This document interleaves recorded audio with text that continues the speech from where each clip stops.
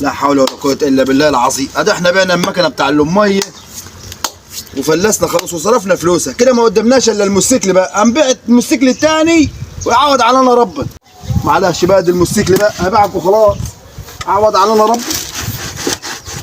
والله صعبان علينا نبيعك بس هنعمل ايش، الظروف بقى حكمت اننا نبيع. اهلا عامله ايه؟ الحمد لله. والله انا سمعت ان انت هتبيع الموتوسيكل. والله بيع عشان العمليه باظت معايا خالص. بكام؟ ايه بكام؟ الموتوسيكل ده مفصول لي ب 20,000 جنيه. هما ب 8000. بكام 8000. يا عم؟ ده انا خسرت في المكنه بتاع الاميه، هتخسرني في الموتوسيكل التاني. ايوه طب خده ب 10 حد. هو ب 8 مش عاجبك مش عاجبك. ب 8000 ابيع الموتوسيكل ب 8000. ده الموتوسيكل ده اللي فاتح بيت. هات يا عم 8 عوض علينا ربنا. هم ده ال 8 انا ما قعدتش وراه. الله يبارك لي. روح الله يسهل لك طريق. انا همشي.